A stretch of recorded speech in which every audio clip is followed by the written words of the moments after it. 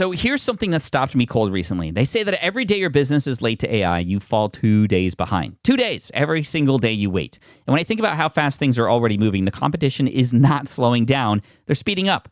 So the question isn't whether AI belongs in your business, it's how do you actually make it work without everything falling apart? And that's where NetSuite Next comes in. You probably already know about NetSuite, the AI-powered business management suite trusted by over 43,000 customers that securely connects all of your data, your financials, inventory, commerce, HR, and CRM all in one single source of truth. But NetSuite Next is the next huge leap in how business gets done because now AI is built into everything you do. It automatically surfaces custom insights throughout your day. AI agents work alongside you to solve problems and handle routine work. And anytime you have a question about anything, you just ask, like having a conversation with a colleague. NetSuite is customized for a wide range of industries, so it supports the way your business truly works. And honestly, if I need a business management suite, NetSuite Next is exactly what I'd use. Whether your company earns millions or even hundreds of millions, it's time for NetSuite Next, where your business meets AI. For the first time ever, you can try NetSuite Next for free. If your revenues are at least in the 7 figures, go to netsuite.ai/SPI. Built for every industry, ready for every boardroom, netsuite.ai/SPI. Listen. As you already know, I am not Pat Flynn, right? I am Liz Wilcox, and I'm not afraid to admit that running a podcast and a business takes skills I know I don't naturally have. Like editing, not my thing. Tech setup, not my thing. So if I ever needed to hire someone, I wouldn't just post must know podcasting and hope for the best. I'd want someone who's actually worked on conversational shows like this one, knows the software we use, gets our vibe, and can just jump in without a ton of hand-holding. Dreamy. But honestly, this is a job for sponsored jobs. Here's what I love about Indeed sponsored jobs. It boosts your job post and search results so you're reaching candidates who actually match what you need. The skills, the experience, the location, all of it. And you only pay for results, which, yes, please.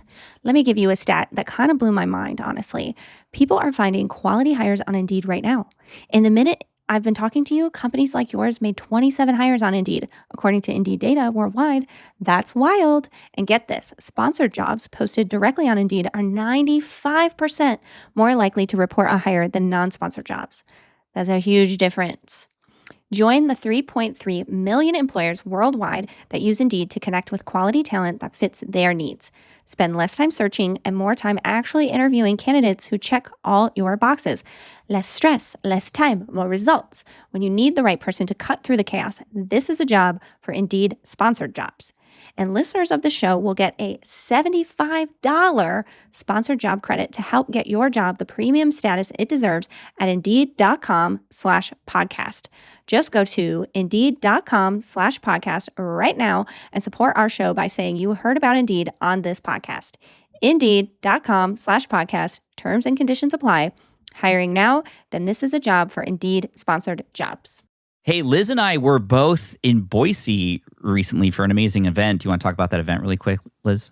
It's a little event called Craft and Commerce put on by Kit. If you've heard of that email service provider, we love it.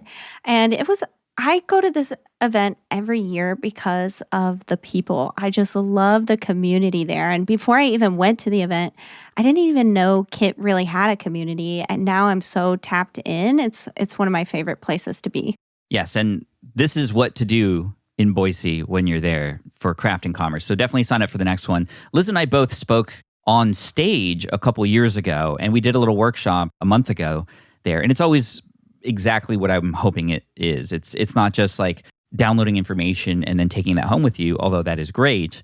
It's the people, it's the connections that are made there. And we'll talk a little bit later in this podcast on a future date about partnerships and brands and brand partnerships and things like that, because that's actually what our workshop was about. But I think it would be important for us to talk about just the idea of hosting a live event today and how important that is. Of course, Kit is a company that has tens of thousands of customers, and the event only has 500 to 600 people, but it's so important for so many different reasons, not just for those 600 people, but for the whole company. And so I think we're going to talk today about the importance of hosting a live event, and it could be as small as a little quick meetup in your coffee shop, your local coffee shop, but also big events like the ones I throw for Card Party, which has up to 10,000 people now and is growing. So we'll talk about the whole thing, but you've touched on it even already a little bit, Liz, but why would a person even want to think about putting on a live event? Like, what inherently does it do that just doing things online cannot? So something that I love that Pat teaches is super fans, right? He literally wrote the book on it. And if you want super fans, it's really important to give them a place of belonging, and they belong together, right? And so having an event, hosting, whether, like Pat said, it's just this meetup or it's this giant thing, is really important because it's important for people that connect to you to connect to each other. That really strengthens your brand beyond belief. Yeah, I mean, thank you for queuing up superfans, by the way. It's something that I talk about quite a bit inside of the book, and it's how you bring an active audience that you have and connect them. Because it's not just about the connection to you, the creator or the founder. It's about the connection that people have with other people like them, right? Where when you go to a space and you say, oh, I found my people. And I remember one of the first times I hosted a community event for fans. I was in St. Louis, 2013, at the Financial Blogger Conference at FinCon. And I already knew how important it was to bring people together. So I rented out a little pizza joint, and we had pizza and drinks. And I just invited people who were fans of SPI into this space. And there was about 30 or 40 people. We were sharing pizzas and having conversations. And I was going around kind of it felt to me like a wedding a little bit, because I was like, oh, I want to make sure I say hi to everybody.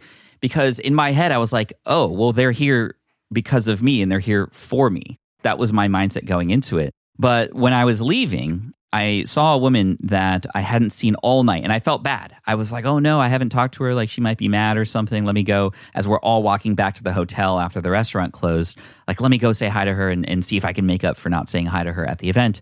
And so I go to her and I'm like, hey, I'm so sorry. Like, I didn't get to see you all day. And I just wanted to apologize. And she's like, Pat, don't apologize. And also, don't take offense to when I say this. I didn't come here for you. And at first, I was like, whoa, coming in hot. Like, I didn't know how to respond to that. But then she was like, no. I listen to your podcast every day. I follow all your stuff. I never get a chance to find my people. And you've given us that space today to find my people. So I wanted to go around and meet everybody else, because I hear from you all the time. And I've already formed some partnerships and friendships. And I'm having lunch with somebody tomorrow who I met here tonight. Thank you so much for bringing us together. And that's really the first time I remember the idea of bringing people together and what that actually means. It's not about you. It's about your people. Yeah, I love that. I'm reminded of, they say like, oh, don't be a sage on the stage, be a guide on the side. And when you think about building a community, it's not that, Pat is the leader of this deep pocket monster Pokemon thing, right? Phenomenon at this point, right? He's just a facilitator of people that are super fans of Pokemon, right? Just like in SPI, he was just this facilitator of people that wanted to go from idea to income, right? And so as the facilitator, giving your people that have this thing in common, this common goal or this common love of something, giving them an opportunity to indulge in that goal or, that thing and meet each other, meet other people that are into it as well, is so much more important than, getting a stage, crafting the perfect talk, going around making sure you meet everyone. Like Pat said, it's not a wedding. Yeah, sure, you might be the reason that they're drawn in initially, but they're staying because of that commonality. Right. Exactly. That being said, there are a ton of benefits for you to do this as well, because when you interface with who it is that is there in your brand, your podcast listener, your YouTube viewer, your email subscriber, it really puts a person to those numbers that we're looking at all the time, the number of email subscribers, the number of viewers, all those kinds of things.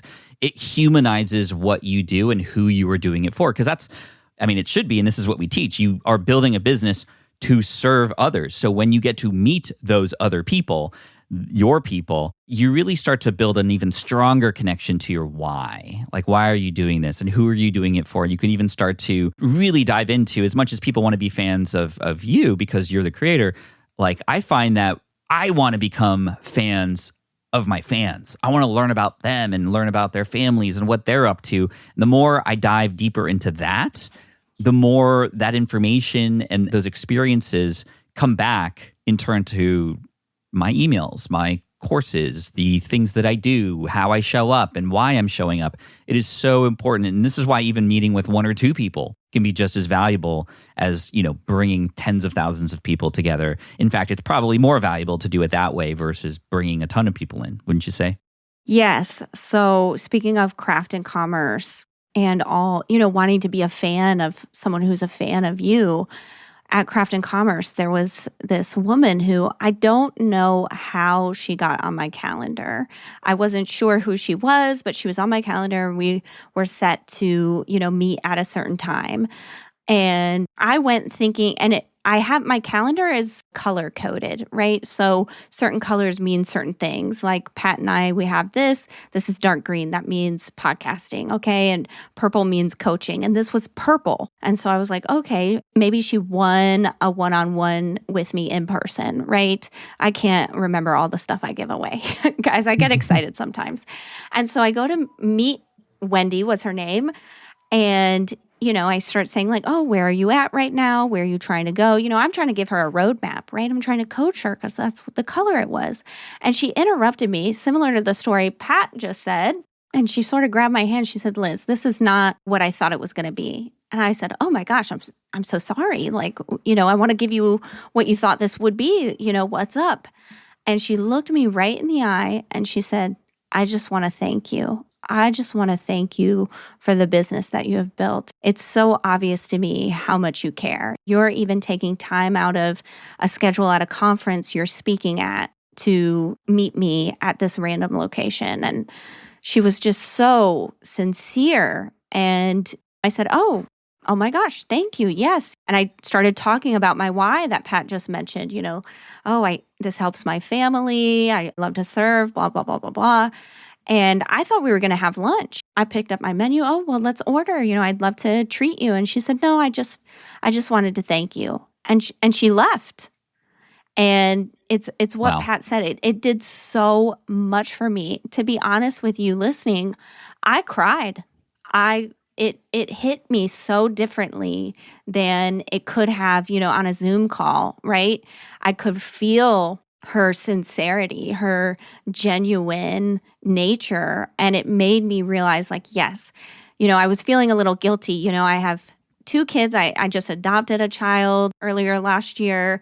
They need me. It's been a tough school year adjusting, to 2 kids in the house. And, am I doing the right thing coming here? Right? And there's that little bit of guilt. But in that moment, it was like, okay, Liz, your work matters. It's important to more than just bills, more than just, oh, I'm good at this. I'm going to do it. It makes me feel good. Like this work matters. Yeah. And that's what I've loved about hosting events, big and small, and even going to events is you can meet those people. You can face to face see the impact so that, like Pat said, you get so rooted in the why, you become kind of unstoppable. Yeah, in the for best sure. way. For sure. I mean, I've seen the same thing happen on the Deep Pocket Monster side of things. I've thrown live events locally at card shops, and that was kind of my first time interfacing with my audience and realizing that, it's not just, I thought I had 2 audiences, the 35 to 40-year-old sort of millennial who grew up with Pokemon who now has more than an allowance to spend on it kind of person, coming back into the hobby, the older gentleman who's like coming back into the collecting world, and the super young kid, right? And I thought those were my avatars kind of separately. But what I found was at these live events is that it's families. It's father, it's mother, sons and daughters coming and doing this thing together. And it's become so important to realize that it's actually now a part of our value statements and mission. It's to create content that brings people together, not just to watch together, but to do and collect together. And it's been such a neat thing to see. And so I'm getting responses from the community now saying like, emails, people at Card Party coming up to me saying like, you are the reason why my son and I have bonded so well with each other over the last year. And I just like, oh my God, it just makes me cry to think about that impact. I had no idea it was that kind of impact. And it was very similar to the early days of SPI when nobody else was really talking so openly about business and revenue and passive income, how people started to realize that they could do this and started generating enough revenue to quit their job And if they didn't do that, they had enough revenue to at least go on that vacation they've always wanted to go to and bring their families closer together. It's like that times 100 that I'm seeing in the Pokemon space. So it's quite wild to see. And it was only because I was able to kind of interface with that audience in person. And now that's why I scaled up the whole thing to 10,000 people coming now to card parties. We now host 3 a year. And I've done my part to try and get this similar feeling with other creators to meet their fans too. So we actually celebrate the other creators who are there and they get the spotlight. It's not about me, Deep Pocket Monster. It's about the 50 other creators who never get recognized and who never get to meet their fans. Let's all create a space for that. And this is, again, part of the benefit of facilitating this. It's something where everybody can win. And even the sponsors and the people coming in who pay their way to get in as companies, they're interfacing with the audiences and people are becoming fans of those companies too. I like how you said, though, that you don't need to host the event to still have these kinds of things. You can go to events as well. And that's something that, of course, you and I both do and have done for a very long time. But there's just something about being the person who facilitates these interactions that does so much for you and your why and your people. So yeah, there's just so much to it. You know what I hear more than anything else from aspiring entrepreneurs? I'm still working on my website. And I get it. I really do, because it's not just the website, right? It's the domain, the email, the SEO, the landing pages, figuring out which tools to use and how to make them all work together. It's overwhelming. And that overwhelm is exactly what keeps great ideas stuck in your notes app instead of out in the world. And here's what I wish I had known when I was just starting out. Hostinger. Hostinger is built for people who've been researching this for months and just need to ship the first version. You bring the idea, and Hostinger's AI builder turns it into a business-ready website in minutes.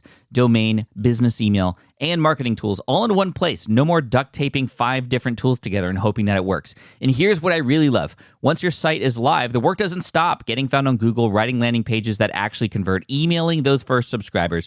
Hostinger's AI agents help with those jobs, like built-in specialists for SEO, web copy, email marketing, and outreach. 5 million customers worldwide already trust Hostinger. Plans start at just $2.99 a month with a free domain and email included. At that price, your website stops being a big, scary commitment and becomes an experiment worth trying. The fastest way to find out if your idea works is to get it in front of real people.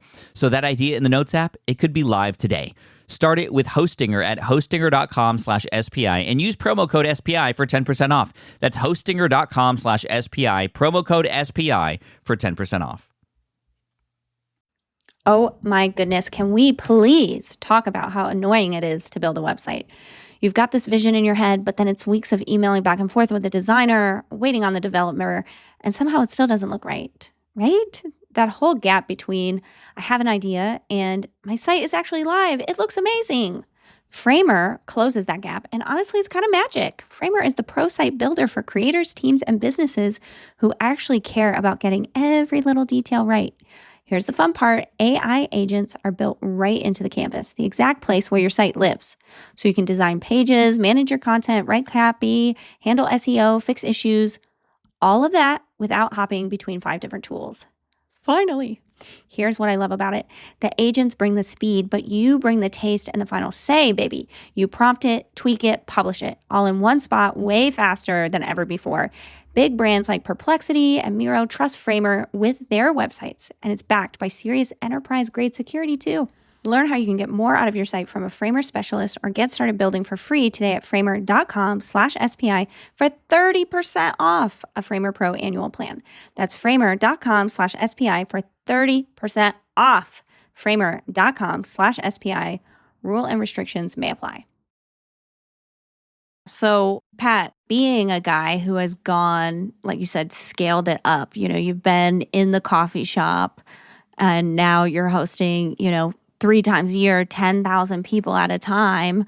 That's wild. What are some of the lessons that you've learned in moving from small to medium, large, and now XL? We're supersizing it. Yeah. I mean, it's a great question. In the beginning, whether it's small or medium or large, you have to try to find your minimum viable event. And this is something that I've struggled with a lot with everything that I do. I try to put everything and anything into it for the first go. But quickly, especially with the larger events, you could see on the Excel sheet just how expensive putting everything in at the start becomes, right? And at the smaller events, it's much easier to include a little bit more, but that's where you get what they call feature creep. You might host a one-day event and have 15 ideas of different activities you want to do, and then you try to fit them all in, and things are either rushed or they're not thought through all the way. What if you just had 2 or 3 things that you did with that crew for a couple hours at the coffee shop or for a half day at your co-working space? What are just the minimum viable and valuable things that you can do? That's the one thing about viable, this whole MVP thing. Like I always thought the V stood for valuable. What's the minimum valuable product, right? Versus viable, because viable is just like, oh yeah, it kind of works. I always thought about it as the minimum valuable product because it still has to provide value, but it doesn't have to have everything under the sun. And truthfully, if you put too much, it's actually, it degrades the value of it. So the biggest mistake is trying to, like, you're doing too much. That's kind of the first thing I want to talk about. Yeah, I want to touch on that because I think I am the opposite of Pat. Like, to me, like, done is good and good is great. Like, I'm very much... I wish I was you sometimes. Yeah, I mean, I'm just... I'm very much a minimalist in my life anyway, and so I'm always looking to subtract. And also, like, I have a background in education, and I know what it's like to stuff a curriculum so that the student is so overwhelmed and overloaded that it's not good. And so when we're talking about that MVP, value can be that it's just viable, right? And so I even did an event earlier this year where I just tagged it onto an event that was already happening. So that's another way to like make it just like that MVP. I know Jay Klaus does this with Craft and Commerce. He has his Creator like lab Lab days or something like that, right? And so I was promoting this event that was basically happening in my backyard. And I said, hey, anybody that comes, buys a ticket with me, we'll do like a mastermind day the day after. And I had, I think, 3 people get tickets. And literally, y'all, I hosted the event the next day. It was at my house, at my kitchen table. I had almost no curriculum. The whole point was just to learn what they needed and to give them my time. I can't think of anything smaller than that. Like, I didn't even get catering. I said, hey, are you guys hungry? We drove to the local taco stand on my golf cart and they were happy. And that's cool. It was so fun. And this was in 2026. You would think, oh, Liz has thousands and thousands of subscribers. I make more than decent living. I could have done what Pat said, like really just went all in. But my objective was to give them what they needed. What they needed was my time. I knew that, right? Because that's what they told me. They said, oh, I'm so excited I get, you all to myself. Or, like, I can't believe, we're going to have this day together because I don't do that very often. And it was great. And those people have now gone into my virtual community. I just did like a live Q&A and they were talking about it in the chat. Oh, if you ever can spend an afternoon with Liz, it's going to be great. It helped me, this and that. And yeah, I mean, there was no set curriculum or anything. It really was like the MVP of the MVP. There wasn't even a lunch schedule, guys.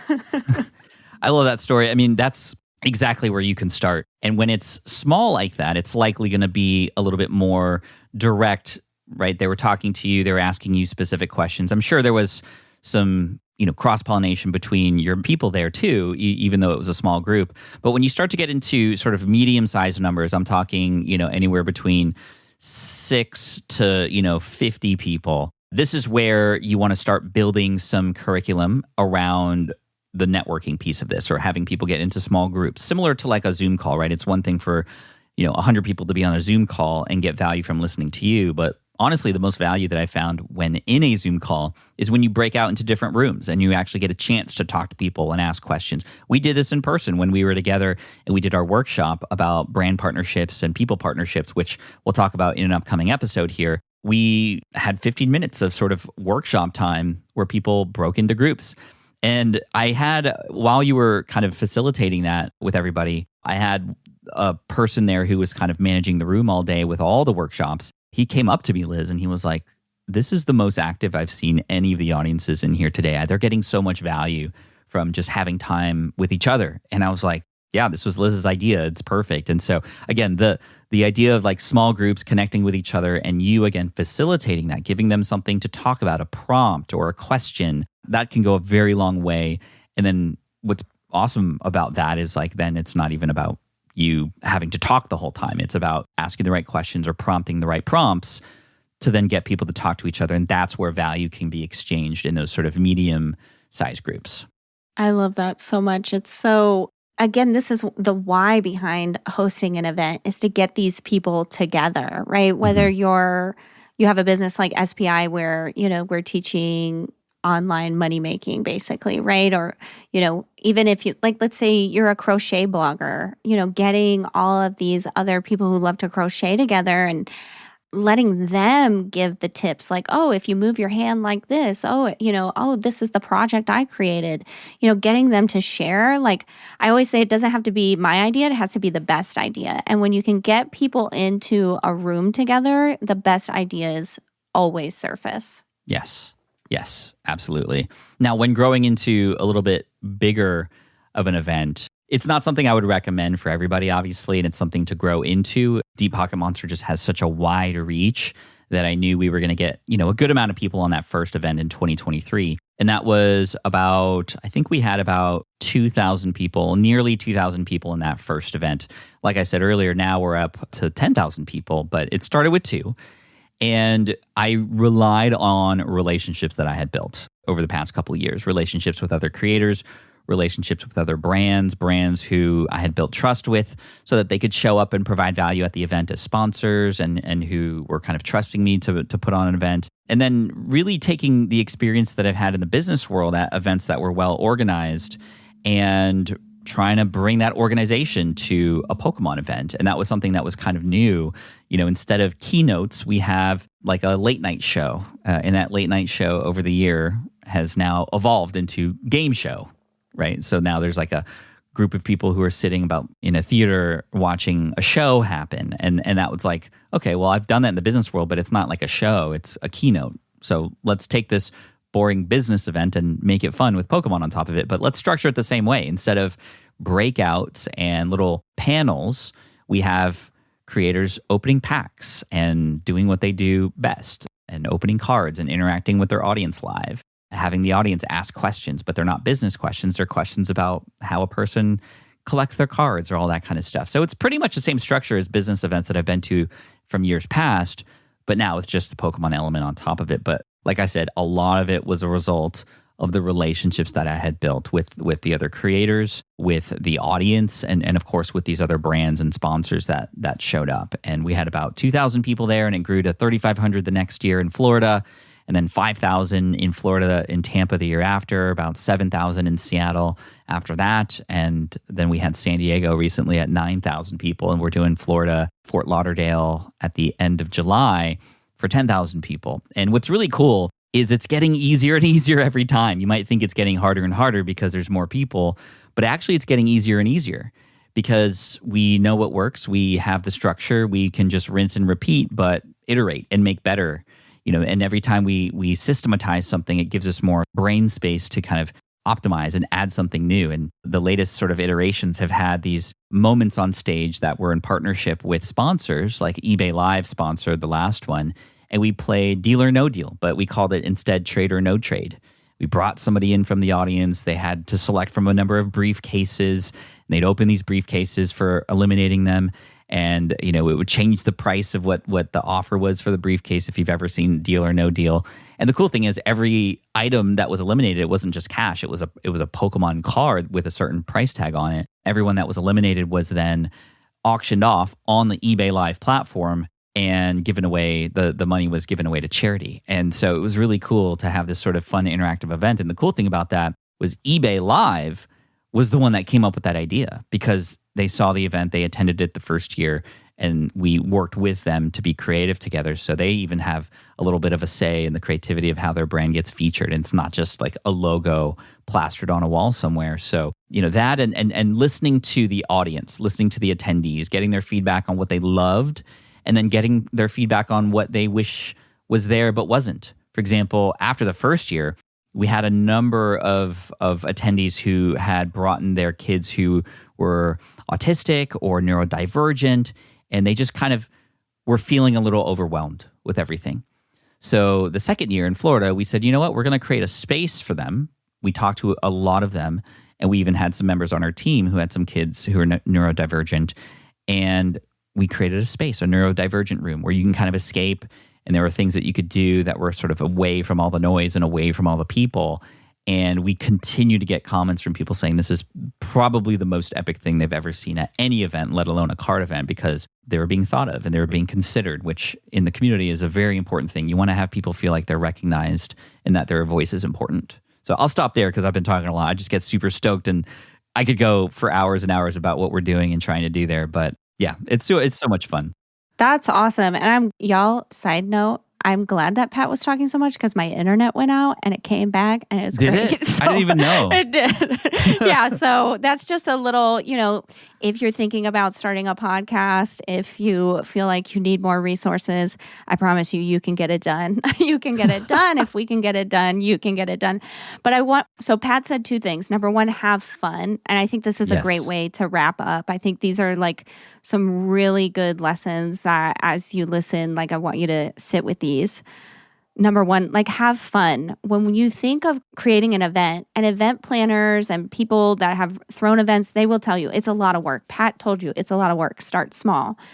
But don't forget to have fun, right? Like you've got to make this an event, right? Event means fun, means memorable. So have fun. I love that so much. And then listen to the audience. Again, when you're planning this event, it's not about you. You're not this sage on the stage, right? You are just the facilitator. So listen to your people, or even, if you're not at that point where you're getting a lot of audience feedback or this is your first event, just, put yourself in their shoes. What do they need? What do they want? What would be fun for them? Take the ego out of it, because otherwise it's going to be really overwhelming. Like, oh gosh, I have to da-da-da-da-da, right? Mm-hmm. But really you just have to think about your audience and what would be fun, what would be memorable for them, and you're going to create an amazing event. Yes, amen, for sure. Have fun for sure. When I approached this event, Card Party, I said, I want to design an event that I would want to go to and that I would totally be stoked to bring my kids to. That was the initial approach, because there wasn't. I actually went to a couple events in the Pokemon space and I had brought my kids, and I was like, this feels very like investor bro. It's just like a bunch of people throwing money at each other and selling cards to each other. And that part of the hobby is important, but it didn't feel like it was something that I was like, oh, I could bring my kids here to have fun, because they're not that into it and they're not investor people in the space. And that part of it, I'm just not a huge fan of. I like the collecting. I like the adventure. I like the connection and the networking. So I was like, I'm going to build an event that doesn't exist because I think I would want to bring my kids to it. And my kids do come into it. And fun fact, at the next one that's happening in Florida, they're going to get even more involved. They've been loving it and being a part of the business themselves. They're actually employees of my Pokemon business, in fact, and there are some tax advantages to that. And that is a legit thing. But more than that, they're getting time on stage. They're getting to meet people. They're getting presentation and communication opportunities in there. And so another benefit of hosting an event is if you have kids, it's a good opportunity to allow them to have some time to speak up and to kind of learn these skills that, I only learned in my late 20s and 30s because I was kind of forced into it after getting laid off. I wish they taught these things in school. Honestly, I've mentioned that before here, Liz, before you came on as community director. For a very long time, I had been telling the audience, like, I want a way to affect kids in a positive way. I'm going to do what I can to bring entrepreneurship and teach these lessons I'm learning into school curriculum. And that became a huge goal of mine for a couple of years until I got hit with brick wall after brick wall after brick wall and red tape and politics and all this stuff that was just like sickening to me, because it was so obvious that this stuff is needed, but it was so hard to make any sort of difference. We were able to do it locally at just one school a little bit, but beyond that, it was just like pulling teeth. And so to know that I have now this ability in the Pokemon space to, bring these lessons kind of Mr. Rogers style, if you will, it's been pretty neat. It reminds me of a long time ago, Noah Kagan came on the podcast from OK Dork, and he said for his first event, he said that exact same thing. He's like, his first business event was just built around, I just wanted to make an event that I would want to go to.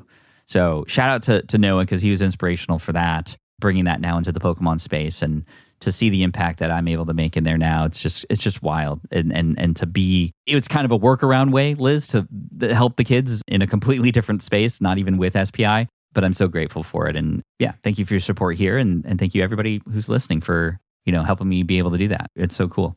Yeah, I think that's one of the reasons we love Pat, right? He thinks outside the box and, he's got a goal and maybe he couldn't do it in the traditional sense, right? But now look at him, right? That's why we love Pat so much. So thanks for sharing that. Thank you. We got to catch them all. Anyway, thanks everybody. Appreciate you. Liz and I will be back in an upcoming episode. We have some amazing interviews coming up as well that you're not going to want to miss. And so thanks for being here and listening to the SPI podcast with us. Hey, before you head out, Liz and I want to tell you about something we are both really excited about. Okay, so you just listened to an entire episode about building your business, and now you're probably thinking, okay, but where do I actually start? Am I right? Yeah, that's exactly the problem that the Superfan system solves. It's a complete framework built right into the SPI community, and it takes you through every level of building a loyal audience, from getting clear on who you're serving, all the way to creating genuine superfans who show up for everything that you can do. And I can tell you from personal experience, this stuff works. I built my entire business on real relationships and real connections. No ads, no gimmicks, just showing up for my people at every level. That's what the Superfan system teaches you to do. It meets you exactly where you are, whether you're just starting out or you've been building a business for years and you feel like something's missing. Well, there's a level for you in here and a clear path forward. Courses, community, live support, all of Pat's courses over the years, it's all inside. Honestly, though, for me, the community alone is worth it because these are my people and these are your people too. Yeah, so come on in. And if you're ready to stop guessing and start building something real, head to superfans.smartpassiveincome.com. We're both super excited to see you inside. Hey friend, Liz Wilcox here. Real quick, if you are inside the SPI community, you know that I've spent all summer in Michigan enjoying this lovely weather. But what you might not know is I've actually been staying with my best friend who is an author, and I have been surrounded by him writing all night at the campfire, sleeping in his cabin in his backyard, surrounded by all the books that he's self-published. And it really got me thinking about you and me. There's something a lot of entrepreneurs dream about but never actually do, right? Write that book. And we want this so bad because a great book, it doesn't just sit pretty on your shelf collecting dust. For entrepreneurs like you and me, it builds instant credibility before someone even books a call with you, joins your program, hires you. It can open doors to speaking gigs, podcast interviews, partnerships, opportunities you didn't even know were possible, right?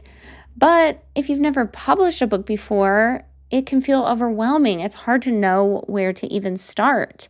And that's why I want you to check out my friends over at selfpublishing.com. They have helped thousands of entrepreneurs, coaches, creators, and experts just like you and me actually publish books that support their businesses. So don't try to Google your way through this thing alone. You can book a free strategy session with their team, and they'll tell you straight up whether your idea works as a book, walk you through the options, and map out exactly what's next. Listen. If you've been sitting here thinking, I'd love to write a book someday, stop wondering, babe, and start exploring what's possible. Head over to selfpublishing.com/SPI to book your free publishing strategy session. That's selfpublishing.com/SPI.